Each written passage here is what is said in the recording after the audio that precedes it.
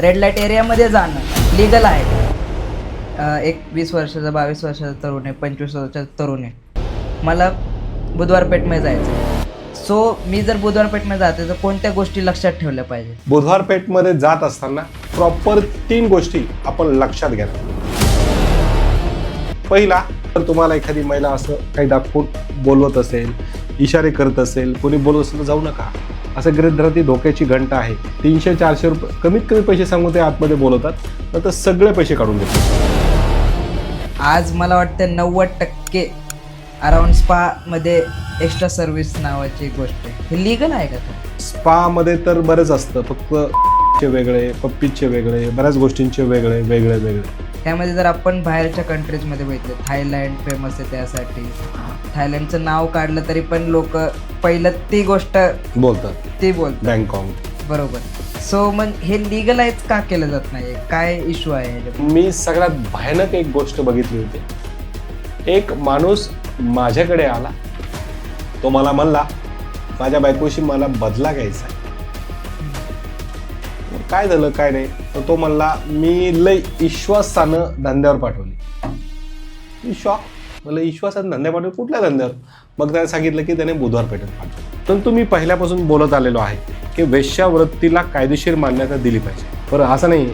एक उदाहरण तर असं पण बघितलंय, एक पठ्ठ्याने स्पावालीला प्रेमात पाडला, चांगले पैसे तिच्याकडून घेतले, म्हणजे ती हे करते म्हणून तिच्या नावाने लोन पण घेतलं पठ्ठ्याने, आणि नंतर मला चल निघ, काय करायचं कर. तर तुमच्या समोरच्या पार्टनरला प्रॉब्लेम नसायला पाहिजे. तुमचा जो पार्टनर आहे त्याला प्रॉब्लेम नसेल तर तुम्ही तिला लॉजवर नेऊ शकतात, हे करू शकतात. पोलीस तुम्हाला चुकीच्या पद्धतीने, इलिगल पद्धतीने डिक्टेशन, अटक, अरेस्ट करू शकत नाही. हा व्हिडिओ स्पॉन्सर केला आहे झिरो कॅप्सने. जसं मी माझी जर्नी शून्यापासून चालू केली, तसंच प्रत्येक त्या व्यक्तीसाठी ही कॅप आहे ज्याने त्याची सुरुवात शून्यापासून केलेली आहे. सो आजच जाऊन तुम्ही चेकआउट करा झिरो कॅप्स. डिस्क्रिप्शनमध्ये लिंक दिलेली आहे, तुम्ही नक्कीच जाऊन चेकआउट करू शकता. थँक्यू. नमस्कार मित्रांनो, माझं नाव अभिषेक आणि तुम्ही पाहतात AB इंटरव्ह्यूज. आणि परत एकदा आपल्या सोबत आहेत Wajid Khan sir. So first of all परत एकदा AB इंटरव्ह्यूज चॅनलवर तुमचं स्वागत आहे. थँक्यू. सो जसं की सर, आपला आज खरंच खूप वेगळा टॉपिक आहे, तो आहे म्हणजे रेड लाईट एरिया आणि स्पा. सो कुठून सुरुवात करावी, काय सांगा? स्पा आजच्या काळात ते एका महिलेच्या आत्महत्यामुळं हे झालेलं आहे. स्पा आणि बुधवारपेठ, तर तुम्हाला जिथून आवडेल, पण मला वाटतं बेसिक बुधवारपेठपासून सुरुवात करूया. Okay. पुण्याची ओळख. ओके. सो बेसिकली सर, जसं की आपल्या सगळ्यांना माहिती आहे की रेड लाईट एरिया पुण्यामध्ये फेमस आहे, पण ॲक्च्युली मला हे विचारायचं आहे की रेड लाईट एरियामध्ये जाणं लिगल आहे का? रेड लाईट एरियामध्ये जाणं हे लिगल आहे, कारण तिथं तुम्ही जातायत तर तुमच्यावर केस होत नाही. ग्राहकांवर आता जे बसवलं गेलं होतं बुधवारपेठमध्ये, भारतीय बैठकीनुसार जे बनलं गेलं, तर ते तुमच्या ह्युमन राईट्स जे कलम आहेत त्याचं उल्लंघन होतं. हां, वेश्या व्यवसाय करता येत नाही, त्यासाठी पीटा ॲक्ट आहेत, भरपूर ॲक्ट आहेत. परंतु बुधवारपेठमध्ये ज्या जुन्या कायदेशीर गोष्टी होत्या किंवा रिवाज, परंपरा, रूढ, त्याच्या आधार घेत हा वेश्या व्यवसाय मग कंटिन्यू झाला. काही जण फक्त बघायला जातात, की जे नवीन आलेले असतात पुण्यामध्ये बरोबर आणि आहे. गावाकडून मुलं आलेले असतात, जे तरुण असतात, जातात बघण्यासाठी ॲक्च्युली की काय असतं, आणि ते बिल्डिंगमध्ये जातात किंवा ते एरियामध्ये जातात आपण म्हणू शकतो, आणि तिथं मग ते रेड पडते किंवा मग तिथं त्यांच्यावर रेड पडते आणि त्यांना लॉकअपमध्ये टाकलं जातं. मग त्याबद्दल काय सांगा? खूप जण अडकतात ह्यामध्ये. याच्या बाबतीत मी तुमच्या पॉडकास्ट समोर 2 उदाहरणं देतो. पहिलं उदाहरण हे आहे की गावाकडचा एक पोरगा पुण्याला फिरायला चाललोय, मित्रांसोबत चाललोय, शनिवार वाडा वगैरे बघायचा आहे असं म्हणून गावाकडून तो निघाला. त्यानंतर तो त्या ठिकाणी पेठेत गेला, बुधवार पेठेत. पेठेत गेल्यावर त्याने स्वप्नातही विचार केला नव्हता. पेठेत गेल्यावर तिथं गर्दी होती, एक विशिष्ट फेस्टिवल्स रिझन्स असल्याने तो तिथे गेला. एवढी भयानक गर्दी होती, त्या गर्दीत त्याला चुकून जे छपरी मुलं असतात बाहेर, त्याच्याशी धक्काबुक्की झाली, हमरी तुमरीवर गोष्ट आली, कान फाडलं वगैरे गेलं, आणि ते छोटंसं मारामारीचं प्रकरण पोलीस स्टेशनमध्ये गेलं. गेल्यावर पोलिसांनी त्या पोराच्या बापाला फोन करायला लावला. त्याच्या बापानं वकिलाला घेऊन तिथे गेला. मग हा कुठे सापडला, काय सापडला ते पोलिसांनी बापाला सांगितलं. अक्षरशः ते पोरग असं खाली मान घालून होता आणि बापाच्या मनात जे वादळ चाललं होतं ते फक्त बापाला माहीत होतं. किरकोळ भांडण असल्यामुळे वकील लावल्यामुळं आपसात जे काही आहे ते कोण सॉर्ट आउट झालं. परंतु विचार करा, आता त्या पोराचं आणि बापाचं आयुष्यभरचं रिलेशन कसं होईल. बापानं पोराचं पुढच्याच वर्षी लग्न लावलं.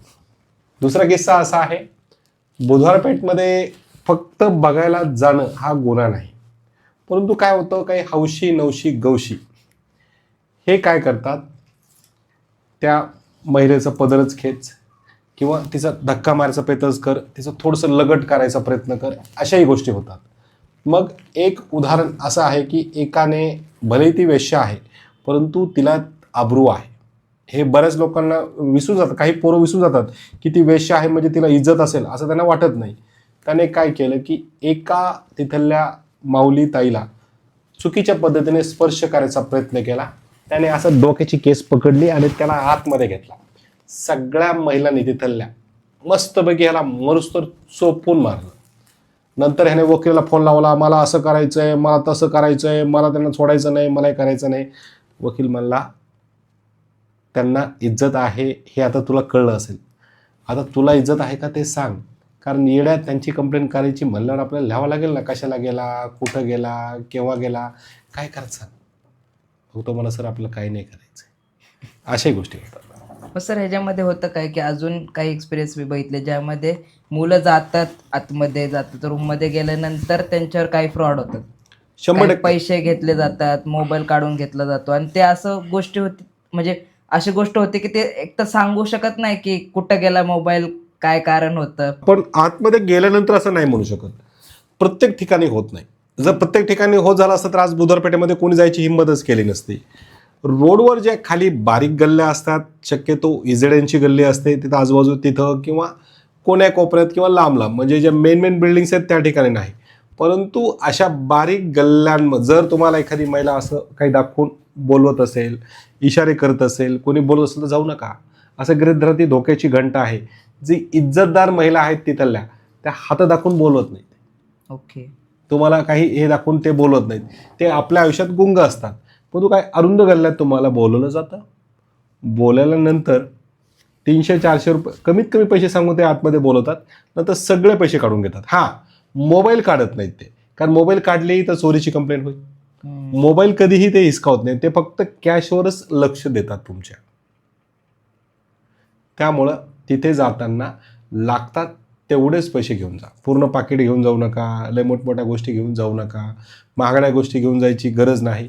आणि जर जास्तच भेटी वाटत असेल तर मी सांगितलं Nokia black and white mobile जो मी वापरतो तो घेऊन जा. तर अशा पद्धतीने आहे.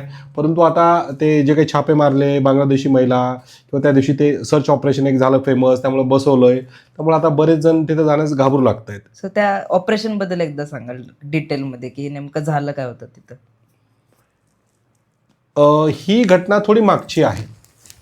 एक अल्पवयीन मुलगी मदत मागण्यास एका महिला कॉन्स्टेबलकडे आल्यानंतर तिने मदत केली नाही, उलट तिला पाठवून दिली, अशा बातम्या आल्या. मला काही माहीत नाही, म्हणजे प्रॉपर मला ती घटना काय ती माहीत नाही.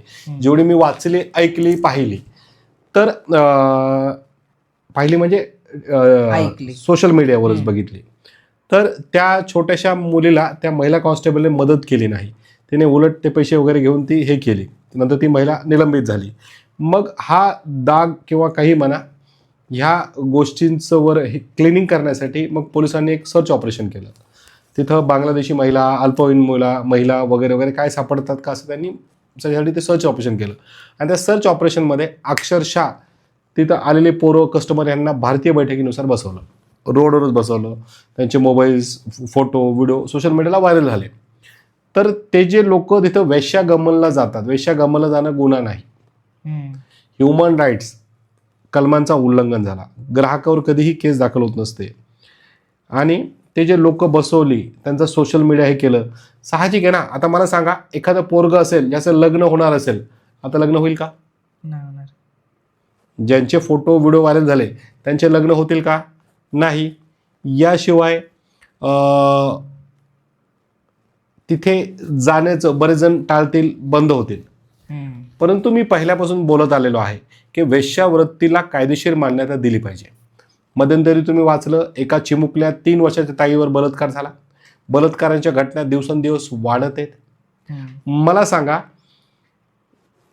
पुण्यात बुधवार पेठ असून सुद्धा बलात्काराच्या घटना का होतात? जर ह्या पोरांना तिथं जाऊ दिलं नाहीत तर बलात्काराच्या घटना किती वाढतील? आज आपली न्याय यंत्रणा सक्षम आहे, पण प्रत्येक ठिकाणी पोलीस आहे का? आपण ऐकलं असेल, जंगलात, टेकडीत, इकडं तिकडं कुठेही बलात्कार होत आहेत. तुम्हाला एक उदाहरण देतो, अतिशय भयानक असं उदाहरण आहे. पुण्यातला एक स्लम एरिया, त्या एरियाचं मी नाव घेणार नाही. त्या स्लम एरियामध्ये एक बंद कार पडीक असायची आणि तिथे एक मतिमंद मुलगी त्या भागात राहत होती.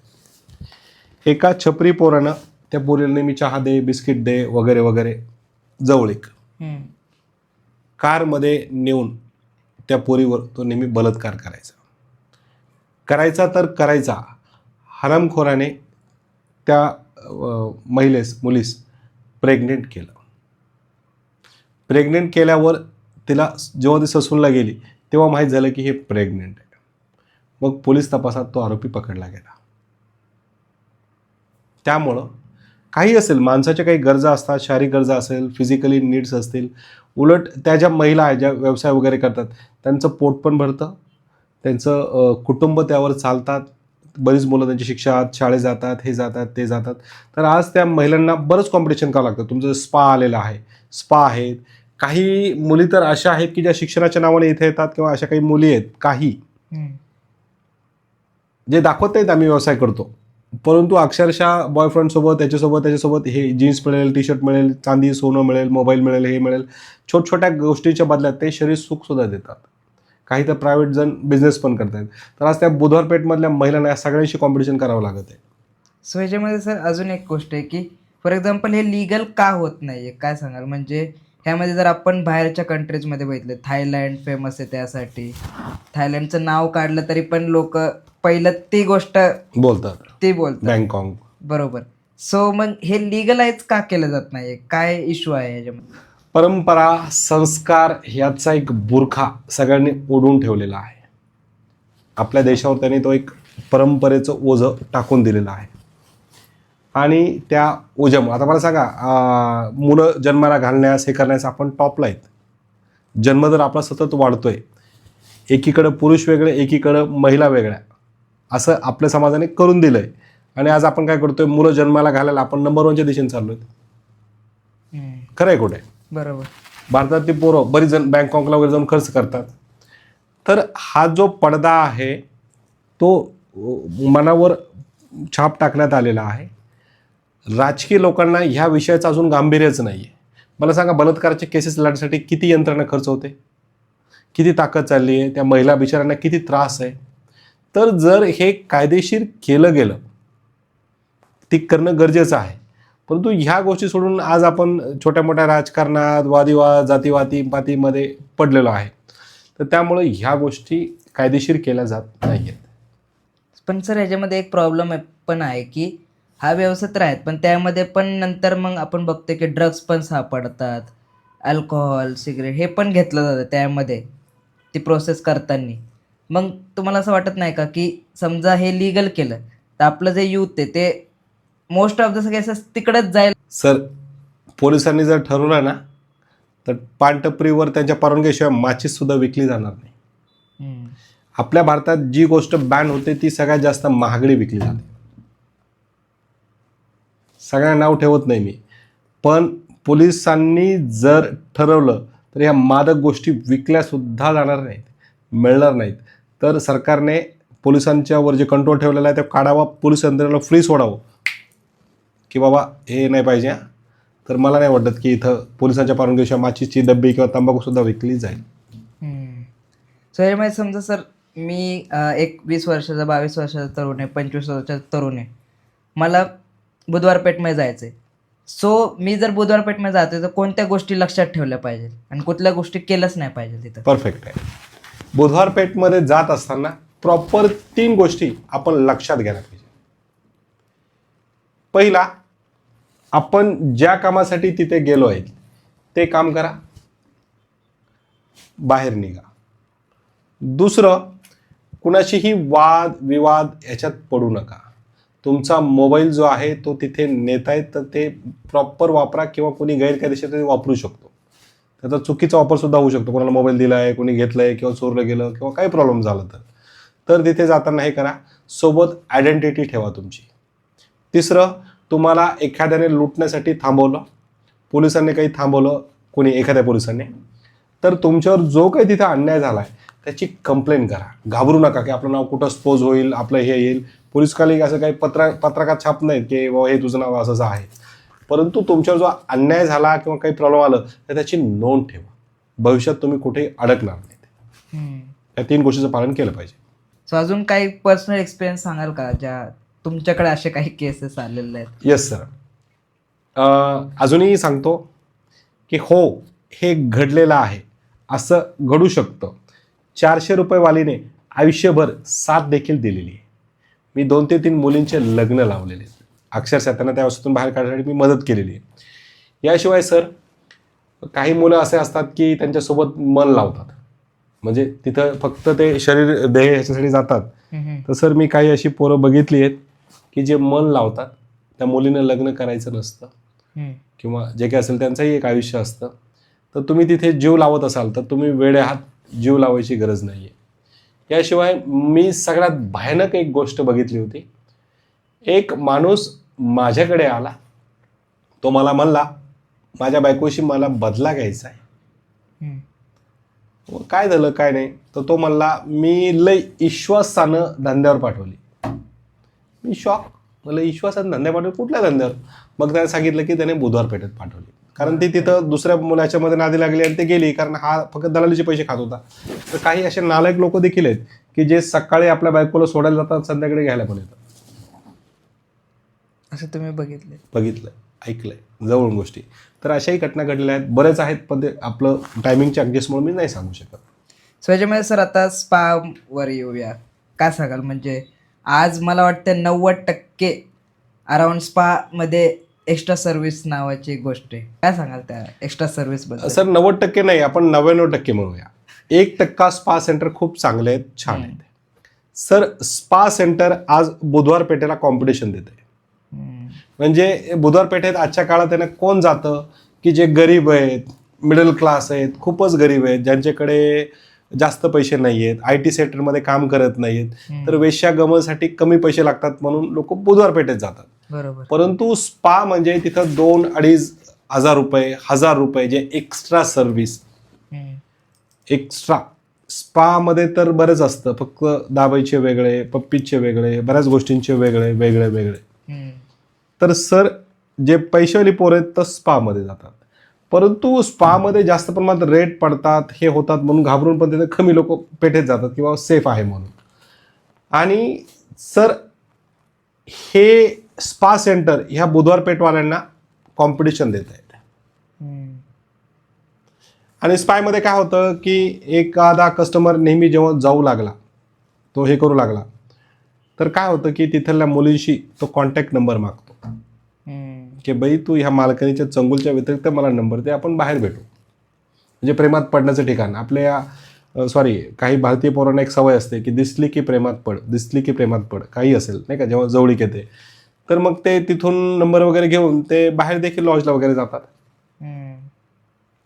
मग लॉजला वगैरे जाऊ लागले, मैत्री वाढू लागली. एक उदाहरण देतो. एक पठ्ठा स्पावालीच्या प्रेमात पडला, मग त्याने नंबर घेतला आणि तो तिला बाहेर वगैरे नेऊ लागला. मग तिचं वाटलं मला आयफोन घेऊन दे, मला बाप फोन घेऊन दे, मला हे घेऊन दे, मला ते घेऊन दे, मला गळ्यातलं घेऊन दे, मला पायातलं घेऊन दे, मला इथलं घेऊन दे, तिथलं घेऊन दे. अक्षरशः त्या बिचाऱ्याचं चांगलं कुटुंब बरबाद झालं. बरं, असं नाही, एक उदाहरण तर असं पण बघितलंय. एक पठ्ठ्याने स्पावालीला प्रेमात पडला, चांगले पैसे तिच्याकडून घेतले, म्हणजे ती हे करते म्हणून तिच्या नावाने लोन पण घेतलं पठ्ठ्याने. आणि नंतर मला चल निघ, काय करायचं कर. तर असे ताळमेळ होतात. फक्त बुधवारपेठमध्ये काय होतं की माणूस तेवढं जवळीक नसते. आणि स्पामध्ये जर पोलिसांनी ठरवलं तर हे प्रकार होणार नाहीत. काही स्पावाल्यांना राजकीय वरदहस्त पण असतं. स्पा हे मोठमोठ्या लोक टाकतात, गरीब लोक टाकायची हिंमत करत नाहीत. बरोबर. स्पामध्ये आणलेले जे आहेत पीटा ॲक्टमध्ये त्यांनाही पकडतात. बेसिकली कसं आहे की हे स्पा सेंटर जे चालतात त्याच्यामध्ये जे एक्स्ट्रा सर्व्हिस चालतात हे लिगल आहे का खरंच? नाही, हे लीगल नाही आहे, त्यामुळे त्यांच्यावर छापे पडतात. परंतु अजून एक नवीन प्राणी जन्माला आले स्पामुळे. नवीन प्राणी म्हणजे ब्लॅकमेकर प्राणी. काही सोय घोषित पुरुष महिला वगैरे वगैरे असतात, समाजाच्या नावाने, याच्या नावाने, त्याच्या नावाने घुसतात, स्वतःच घुसतात. म्हणजे त्यांचं एक म्हणणं असतं, आम्हाला हप्ता दिला तर तुझं चालणार, आम्हाला हप्ता नाही दिला तर मग आम्ही पोलिसांना सांगणार. मग काय अचानकच पळणार तिथं, चल एखाद्या पोराला नेणार. आता नाही का ज्या पोरीनं उडी मारली, म्हणजे मी म्हणत नाही तर त्यामुळेच मारलेली, परंतु अशा घटना होऊ शकतात नाही का. चल चल चल चल चल शूट कर ते बघ दाखव. यांना काय अधिकार आहे त्यांची प्राइवेट शूट करायचा? बरोबर. तुम्ही आज फेसबुकला वगैरे बघा, मी ते असे व्हिडिओ दाखवतो, भरपूर व्हिडिओ होते युट्यूबला वगैरे, की ते जाणार स्वतःला भन्ना चार काय करायचं नाही आणि असं दाखवणार की आम्ही अन्यायाच्या विरोधात आहे. सगळेच जण नाही, काही चांगलं पण काम करतात, काही महिला तर खूप छान काम करतात, अशा महिलांना माझं वंदन आहे. परंतु मला सांगा, त्यांना काय अधिकार आहे स्पामध्ये जायचा? त्यांना काय अधिकार आहे शूट करायचा? सो पोलीस काय, त्यांनी पहिल्यांदा पोलिसांना इंटिमेशन द्यायला पाहिजे. बरोबर. मी तर म्हणतो विदाऊट पोलिसांच्या इंटिमेशन दिल्याशिवाय तुम्ही तिथे जाऊन शूट केले किंवा असे काही व्हिडिओ बनवले तर पहिल्यांदा असं सोय घोषित समाजसेवकांवर गुन्हे दाखल व्हायला पाहिजेत. यांची प्रॉपर्टी कुठून आली, मालमत्ता कुठून येते याची चौकशी व्हायला पाहिजेत. जर हे असे ब्लॅकमेलिंगने वाढत असेल तर काय फायदा? सो समजा फॉर एक्झाम्पल एखादा व्यक्ती स्पा मध्ये गेलाय आणि तो एक्स्ट्रा सर्व्हिस नाही घेते आणि तिथं म्हणजे तिथं रेड पडली समजा, त्याच्यावरही गुन्हा दाखल होत नाही. होत नाही. आणि जो एक्स्ट्रा सर्व्हिस घेतलेला सापडलाय त्याच्यावर होतो का? नाही होत. पण ऍक्च्युली नेत्यांनी तसं काय महिलावर होते, पीठावर होते, त्या एजंटवर होते, त्या मालकावर होते, ग्राहकावर नाही होत. ओके. उपभोग घेणं हा गुन्हा नाही. यामध्ये कुठल्या गोष्टी ज्या लक्षात ठेवल्या पाहिजे स्पा मध्ये पण? स्पा मध्ये जाताना की तो ब्रँडेड आहे नाही आहे, तो कसला आहे, छपरी आहे का, हे अगोदर कन्फर्म करायला पाहिजे. आणि जर स्पामध्ये तुम्ही गेले, पकडले गेले, सापडले, आजपर्यंत मी एकही पुरुष बघितला नाही, जर तिथं धाड पडली, रेड झाली तर तुम्ही त्या स्पावाल्याच्या विरोधात केस करू शकतात, नुकसान भरपाई मागू शकतात की तुमच्यामुळे माझी इज्जत गेली, रिस्पेक्ट गेली, नुकसान भरपाई द्या. मला काय माहित होतं तुमचं असं धंदे चालतात म्हणून क्लेम करू शकतात. पण आजपर्यंत कुठलाही पुरुष क्लेम करायला पुढे आलेला नाहीये. कारण होऊ शकतं बायकोला, गर्लफ्रेंडला, खानदाराला कोणाला घाबरत असेल तर तुम्ही ते क्लेम करून हक्क मिळू शकतात. तिसरं, ह्या स्पा सेंटरमध्ये असं नाही आहे की तिथे बऱ्याच गरीब घरचे पोरी पोट भरतात, चांगलं कामं करतात नाही का. साहजिक आहे, माणसाचं दुखणं आहे, पैर आहे, बऱ्याच गोष्टी आहेत. तर जिथं प्रॉपर मान्यताप्राप्त बोर्ड आहे का, परवानगी आहे का, त्यांचं लायसन चेक करा आणि मगच. जे लॉजचे प्रकार होतात त्याबद्दल काय सांगाल? म्हणजे फॉर एक्झाम्पल म्हणजे दोन कपल आहेत जे कन्सेंट घेऊन, म्हणजे दोघांचं कन्सेंट आहे आणि त्यांनी लॉजवर गेलेत आणि त्यांचा तो कार्यक्रम त्यांनी केलाय आणि तिथं रेड पडते, म्हणजे फर्स्ट ऑफ ऑल तर हे लिगल आहे का? लिगल आहे. एक कलम आहे घटनेत, त्याला म्हणतात 21, म्हणजे स्वातंत्र्याचा, कुठेही वावरण्याचा, राहण्याचा, तुमच्या गरजा. फक्त तुमच्या समोरच्या पार्टनरला प्रॉब्लेम नसायला पाहिजे. तुमचा जो पार्टनर आहे त्याला प्रॉब्लेम नसेल तर तुम्ही तिला लॉजवर नेऊ शकतात, हे करू शकतात. पोलीस तुम्हाला चुकीच्या पद्धतीने, इलिगल पद्धतीने डिक्टेशन, अटक, अरेस्ट करू शकत नाही. जर अशा पोलिसांनी तुम्हाला आले, तिथं हे बोलले, अरे अरेस्ट वगैरे असं तसं काही जर वादविवाद केला, तिथं शांत राहायचं. जे काही आयडेंटिटी आहे द्यायची नाही का. शक्यतो तुझ्या घरच्यांना फोन करू, हे करू, ते करू, साहेब काय करायचं करा, नंतर इथून जेव्हा आम्ही जाऊ लिगली तुमच्यावर ॲक्शन घेऊ. स्पष्ट बोला, सर असं म्हणायचं आहे. तर ह्या गोष्टी आपल्याला करता येतात. सो याच्यामध्ये मग जेव्हा रेड पडते तेव्हा ॲक्च्युली काही गुन्हा दाखल होतो का? म्हणजे हे असं का होतं की रेड पडते आणि मग काही कपल सापडतात ओयोमध्ये, मग ते बातम्या येतात की ओयोमध्ये सापडले कपल्स सापडले म्हणून कधीच बातम्या आलेल्या नसतील.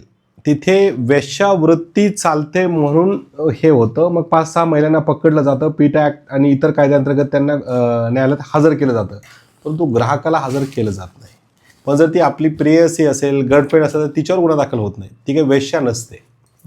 फक्त काही पोलिसांना असं वाटलं की 2 पैसे मिळाले तर काही ब्लॅकमेलिंगच्या नादी लागतात. आणि त्यामध्ये सर अजून एक दिसते की फेक रेड पण टाकली जाते, त्याबद्दल काय सांगा जरा? फेक रेट टाकली जाते, टाकले गेल्यानंतर तुम्ही तिथं संकटात अडकले असतात. त्यामुळं सगळ्यात पहिल्यांदा फर्स्ट ऑफ ऑल त्या संकटातून बाहेर पडा. कसं तुमच्यासोबत आलेली मुलगी तुम्ही जेवढं जमेल जेवढे पैसे वगैरे तुम्हाला देता येईल किंवा जे काही होईल, पहिल्यांदा तुम्ही सगळ्यात पहिल्यांदा सेफली बाहेर पडा. कारण तिथे प्रश्न असतो त्या मुलीचा आणि आपल्या इज्जतीचा. सेफली बाहेर पडल्यानंतर त्या लॉजचे CCTV फुटेज मागा. त्याला पत्र लिहा की असं असं घडलं होतं, हे घडलं होतं, हे इंटिमेशन झालेली आहे का. त्यानंतर पोलीस स्टेशनला एक पत्र पाठवायचं आहे. जे CP आहे जवळचे त्यांना एक माहिती अधिकारात पाठवायचं आहे. हे तुम्ही 4-2 गोष्टी पाडल्यावर मग धोक्याची गंठा ज्या लोकांनी आपल्याला फसवले त्यांच्या विरोधात चालू होते. तर कंप्लेंट करणं विसरू नका. मी काय म्हणलो, स्पा असेल, बुधवारपेठ असेल किंवा लॉज असेल, इथं तुमच्यावर एखादा अन्याय झाला तर लोक काय शक्यतो दाबून ठेवतात. नका दाबून ठेवू. तुम्ही त्या बाबतीत आवाज उठवा, प्रयत्न करा. आणि लॉजमध्ये जसं तुम्ही सांगितलं की ब्लॅकमेलिंग पण खूप होते. लॉजमध्ये त्याचा एक 2-3 एक्सपिरियन्स पर्सनल जर असेल काही एक्सपिरियन्सेस तुम्हाला जे नाही, लॉज मालक कधीच हे करत नाही. ते लॉज बिचारायला चालवायचं असतं. तिथं ब्लॅकमेलिंग कोण करतो, ते कप्पलमधून मुलगा किंवा मुलगी. ते भविष्यात एकमेकांना हे. अजून एक बोलतो, काही मूर्ख लोकांचे मला फोन येतात किंवा कॉन्टॅक्ट असतात. सर माझं ना एका मुलीसोबत ना असं असं होतं आणि नंतर ती काय केली, आता ती लग्नाला नाही म्हणते आणि आपल्याकडे सगळे पुरावे आहेत. अरे येड्या, ते पुरावे सगळ्यात पहिल्यांदा गटरात टाक किंवा जाळून टाक. त्या पोरीचं वय कमी असेल आणि हे जे तुम्ही दाखवतात हे फोटो आहेत, हे ते तुमच्याच विरोधात पोलीस चार्जशीटमध्ये वापरतात. तुम्हाला एक भयानक उदाहरण देतो. एक पोरगं ज्याचं एका मुलीसोबत अफेअर होतं आणि ह्यानं तिच्यासोबत लग्न नाही करायचं सांगितलं. दोन्ही घरची संमती होती, पण हा पट्टा आहे. नंतर तिचं लग्नही मोडलं. एवढ्यावरच न थांबता त्याची इच्छा काय होती की आयुष्यभर तिने मला शारीरिक सुख द्यावं. तिचं लग्नही होऊ नये, लग्न मित्र करणार आणि तिला तशीच ठेवणार. माझ्याकडे पुरावे, असं त्याला उरुबाब. कुठला पुरावे, तर लॉजला नेले, हे नेले, ते नेलेले, मी असं करेल, मी तसं करेल. तर हे पुरावे तुम्ही तुमच्या विरोधात स्टेशनला देत आहेत. मग काय झालं, हा पठ्ठा अजून ब्लॅकमेल करू लागला. मग दिली तिने 376ची कंप्लेंट. दिल्यावर ह्याला बोलवलं, हॅलो. मग हा रुबाबात गेला, हे पुरावे हे ते. मग पुन्हा दे इकडं, चल आणि इकडे दे, काय काय तुझं, बरं ह्याच्यासोबत फोटो आहेत, बरं काय व्हिडिओ आहेत, ओके ओके आहे, ओके होतं. ते म्हणले हो होतं. मग आता ब्लॅकमेलिंग करतोय आणि हे रेपची कंप्लेंट घ्यायची, लग्न केलं, ओके. मग ओके जमा करा, चला द्या, मोबाईल पण द्या, जप्त घ्या याला. त्याने माझं असं, तू बाकीचं जज समोर सांग तिकडं. आमचं काम आहे घेणं, चार्जशीट बनवणे, खरं खोटं काय, चांगला वकील लाव. पोलीस पण भारी, चांगला वकील लाव आणि तू जामीन करून घे. चला या पीडितेची कंप्लेंट घ्या, चल बस रे, काय तुझं ह्याचं जे आहे सगळं लिहून घ्या, कायदेशीर प्रोसिडिंग करा, FIR दाखल करा, असं पोलिसांनी सांगितलं. मग त्याला त्या दिवशी कळलं की अरे खरंच आपण मूर्खपणा करतो. त्या पठ्ठ्याने त्याच्या हाताने त्याच्या विरोधातले पुरावे दिले पोलिसांना. या मुलीकडे फोटो बिटो काहीच नव्हतं. पण बोललो आज ह्याबद्दल, एक वाईट गोष्ट कुठली वाटते, सगळ्यात वाईट गोष्ट कुठली वाटते ह्याच्यामध्ये, ह्या पूर्ण सगळ्या रेड लाईट आपण जे बोललो आज त्याबद्दल? नाही सर, मला इथलं त्या गोष्टीचं वाईट वाटत नाही, परंतु मला एक गोष्टीचं खूप वाईट वाटतं.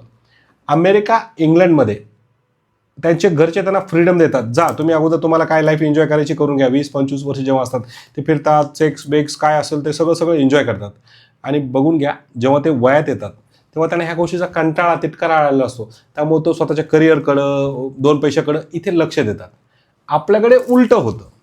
एकतर पोरांना स्टार्टिंगलाच बर्डन असतो, शिक्षण घ्या, हे घ्या, ते घ्या, मुलीपासून लांब राहा, मुलीपासून जवळ जायचं नाही, लफडे करायचे नाही, राडे करायचे नाही काय. आणि कुठेतरी लफडं असतं किंवा नसतं तो भागवडा. लगेच काय करतात, लग्न जेव्हा हे होईल की लग्न लावून देतात. मग लग्न लावून दिल्यावर तो काय करतो, करिअर, लग्न, सेक्स कुठं हे करणार. म्हणजे त्याला त्याच्या शारीरिक गरजा पूर्ण सुद्धा हे असतात, कौटुंबिक नाही का. तर नंतर तो वयात आल्यावर तो सेक्सच्या मागे लागतो. अमेरिका, इंग्लंडची पोरं जेव्हा प्राऊड होतात, तेही लग्न करतात, परंतु त्यांच्या ह्या गोष्टी, ह्या गरजा अगोदरच पूर्ण होतात. त्यामुळं फ्री माइंड असतात ते. मग त्या बिचारा आपला भारतीय हे पुरुष आता नोकरी जास्त बघणार का बायकोला वेळ देणार. आजच्या काळात तर एक चॅलेंज झालेलं आहे, नोकरी सांभाळून सुद्धा बायको सांभाळण्याचं मोठं चॅलेंज तरुण पोरांना निर्माण झालेलं आहे. बरोबर आहे सर, बरोबर आहे. खूप सारे घटस्फोट पण त्यामुळे होतात. तो नोकरी करणार की हिला वेळ देणार का नोकरी करणार. त्यामुळे एक्स्ट्रा मॅरिटल अफेअर पण वाढतं. माझंही लव्ह मॅरेज आहे. माझ्या बायकोसोबत जेव्हा माझं लग्न होणार होतं, आमचं प्रेम होतं, मी तिच्याकडून 3 गोष्टी कन्फर्म केल्या होत्या. मी तिला बोललो होतो पहिली गोष्ट की बघ, माझं वकिलीवर भयानक प्रेम आहे. माझं वकिलीवर एवढं प्रेम आहे की मला ह्या पोलीस स्टेशनमध्ये, ह्या कोर्टात, ह्या केसमध्ये कुठं पळावं लागतं, काय जावं लागतं ते मलाच माहिती आहे. कब जा रे कब आ रे विचारणार नाही. दुसरं, माझ्या पप्पांचं माझ्यावर खूप प्रेम आहे. माझं माझ्या वडिला बापावर खूप जीव आहे म्हणलं. आमच्यामध्ये कधी बोलायचं नाही. आमच्या बाप आणि लेकरामध्ये अजिबात कधी बोलायचं नाही. तिसरं, मला बायको नको आहे, मला मैत्रीण हवी आहे. मी वकील आहे, माझं महिलांशी बोलणं होतं. मी महिलांसोबत उठतो बसतो. कोणी ताई आहे, कोणी माऊली आहे, कोणी फ्रेंड आहे, कोणी काही असेल, मला जावं लागतं, तिचं ऐकावं लागतं. अक्षरशः फक्त एक गोष्ट लक्षात ठेव, माझं प्रेम तुझ्यावर आहे. बाकीच्या ह्या गोष्टी ज्या आहेत, कारण सोशल मीडियासुद्धा माझ्यावर बरंच काही येतं, तर तू इग्नोर करशील तर आपण लग्न करूया. सर, अक्षरशः आज आम्ही खुश आहोत, हॅपीली मॅरिड कपल. तर फ्रीडम जर त्या लग्न करतानाच मी पोरांना पण सांगेल की तिला बिंदास सांगा. तर मी म्हणतात ना, बायकोला अगोदर बोललो की वेळेचं काही बंधन नाही, सांगता येत नाही. पण इथं काय होतं, आजच्या बऱ्याच बाया लग्नानंतर तुम्ही मला वेळ देत नाहीत, ह्यावरून पहिलं भांडण होतं. बघ, तो बिचारा पुरुष वेळ जरी देऊ लागला, महिला काय करतात, घरातली कामं सांगत बसणार, हे करा आणि ते करा आणि ते करा, त्याला रामू काका बनवून टाकणार. दुसरं, काही महिला अशा असतात, नवरा वेळ देऊ लागला तर नाही, तुमच्या आईने हेच म्हणलं होतं, तुमचा पप्पा लग्नात तेच म्हणला होता आणि हे नातेवाईकांनी असंच केलं होतं आणि माझं तसंच आहे, हे घराने. किंवा काही दळबद्री महिला तर एवढ्या आहेत, नवऱ्याने वेळ दिला की द्या तुमचा मोबाईल, दाखवा मोबाईल जरा. चॅटिंग, त्याच्या नाही चॅटिंग असेल, काही असेल, त्या जेम्स बाँडनी बनतात. जेम्स बाँडनी म्हणेल मी, बॉन्ड नाही म्हणणार कारण महिला आहे. जेम्स बाँडनी 007नी काय करणार, नवऱ्याची चुकीची हे करणार, किंवा नवऱ्याचं कुठं लपडेच आहे का, अफेअरच का, असं मानसिकती. म्हणजे नवऱ्याने वेळ दिला, एकतर वेळ देत नाही म्हणून, बरं काहीतरी एवढ्या ढंप्यास महिला आहेत, नवऱ्याने वेळ दिला, चला बाहेर न्या जेवायला, चला न्या पिक्चरला, न्या फिरायला. त्यांना असं वाटतं की नवऱ्याने फक्त माझं ऐकावं, मला जॉब पण करावे आणि सगळं माझ्या हे एन्जॉय ऐश करावेत. त्याने काय होतं, आयुष्याची उधळण होते. त्या बिचाराला फिजिकली मेंटली आराम पण पाहिजे ना. तो थकून भागून आलेला असतो, तो कसं फिरायला नेईल. तर अशा छोट्या कारून कौटुंबिक वाढतात, वादिवाद होतात आणि हे प्रकरण घटस्फोटापर्यंत जातं. नवरा म्हणजे एक पुरुष, आईबापाचे स्वप्न पूर्ण करणार, स्वतःचं करणार, बायकोचं करणार, किती करा, कारण फाशी घेऊन मारायची. त्यामुळे लग्न करताना तरुण पोरांनो एक गोष्ट लक्षात ठेवा, हॅप्पी मॅरिड लाईफचं एकच सूत्र आहे. लग्न करण्यापूर्वीच तिला सांगा, माझं असं करिअर आहे, माझं हे मला ते नको आहे. कब जा रे कब आ रे हे विचार असेल तर बाई आताच लग्न नको आहे आपल्याला. पण सर एवढं कॉम्पिटिशन आहे आज, त्यामध्ये मुलीच भेटत नाही. जर तुम्ही जसं सांगते कंडिशन हे टाकायचे, तो प्रॉब्लेम तोच आहे की एक तर मुलीच भेटत नाही. मग अशा मुलीसोबत लग्न करून, पोरं जन्माला घालून अक्षरशः आयुष्य नरक केलेले लोक सुद्धा मी बघितलेले आहेत. मानसिक डिप्रेशन, वादिवाद, मग परत बॉडीचं नुकसान. त्यापेक्षा लग्न नाही केलेलं, बँकॉक गेलेलं, पेठेत गेलं काय वाईट आहे का? खरं सांगतो, मुली जरी कमी असल्या, जन्मदर जरी कमी असलं, तर लाईफ पार्टनर निवडताना या टर्म्स अँड कंडिशन घातल्या, बोलले, संवाद साधणं महत्त्वाचं आहे. तर योग्य जोडीदार मिळत जाईल आणि हळूहळू हे प्रॉब्लेम सॉल्व्ह होत जाईल. परंतु लग्न करताना तुम्ही हे पाहिजे आणि ते पाहिजे आणि असं आहे आणि तसं आहे, ते बघणार, पत्रिका बघणार, ग्रह दशे तारे बघणार, मग काय होणार आहे? जोडीदार महत्वाचा आहे. म्हणतात ना, एक शेर सांगतो आणि माझं वक्तव्य संपवतो, हाथों की लकीरों पे भरोसा मत करना, क्योंकि तकदीर तो उनकी भी होती है जिनके हाथ नहीं होते. ओके. सो सर लास्टली जाता जाता मला एक, जसं आपलं बोलणं झालं की बाहेरच्या देशांमध्ये फ्रीडम पहिलं दिलं जातं आणि आपल्या इथं सांगितलं तुम्ही की पहिलं फ्रीडम दिलं पाहिजे.